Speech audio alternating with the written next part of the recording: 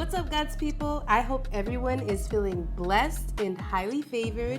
Today, we're going to be talking about something that stirs up more debate than a First Friday church potluck, okay?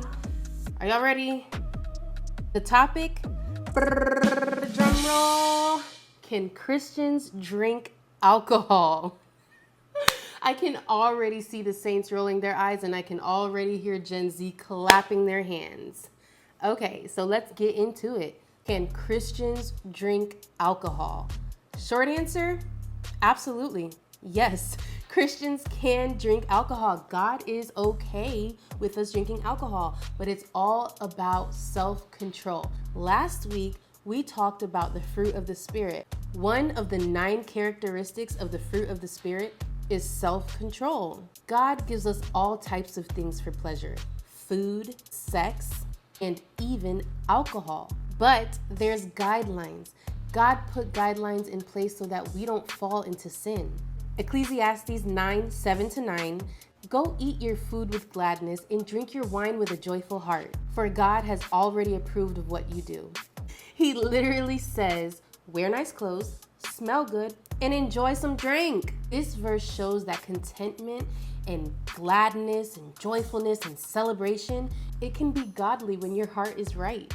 One of the many things that people say to try to debate the fact that Christians can enjoy alcohol is that God would never give us something that would lead us to sin. Now, back to what we were talking about last week, we talked about the fruit of the Spirit. The fruit of the Spirit has 9 characteristics, and one of them is self-control. Now think about it like this. If God thought that we wouldn't be able to handle something just because it can lead to sin, there would be a lot of things off the table. Food, for one. We eat cookies and we eat sweets and we eat cake when we have a birthday. Now, if we didn't have self-control, that simple pleasure that God has given us, it can lead to sin, a sin like gluttony. Same thing with sex. Sex is a gift that God gave to those in a covenant marriage. And if we don't have self-control, that too could lead to sin. So it's not a good argument to say that God wouldn't give us something that could possibly lead to sin, because we are all, as believers, supposed to carry the fruit of the Spirit. And one of those 9 characteristics that the fruit has is self-control. On to the next point. Did you know that Jesus drank wine himself? Like, come on, his first miracle was turning water into wine. A lot of people try to come and debate that fact and say that Jesus turned the water into grape juice. Now, if we read the Greek and the Hebrew translations, it tells you exactly what Jesus was drinking, and it was not Welch's. Now, let's get into some Greek for the geeks like me. Okay, so the Greek word when talking about fermented wine is oinos.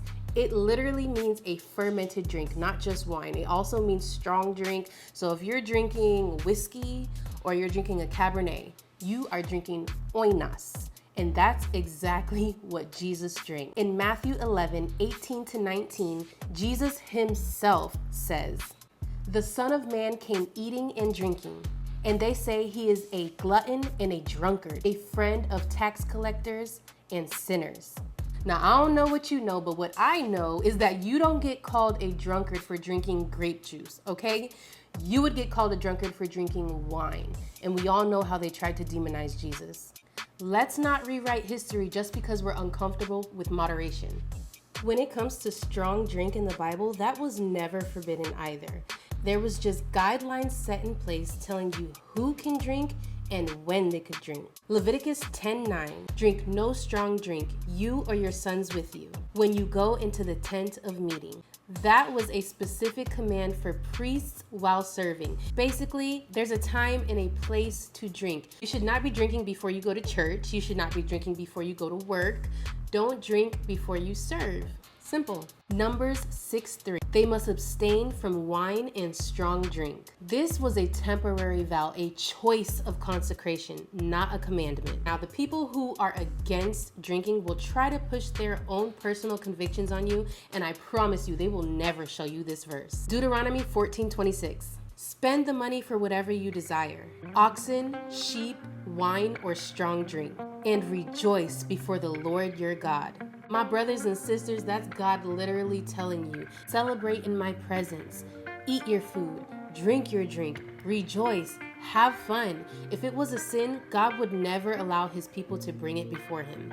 All right, so you know I gotta keep it real with y'all. Let's go on to the flip side. The Bible makes it very clear that drunkenness is not okay in the eyes of the Lord, okay?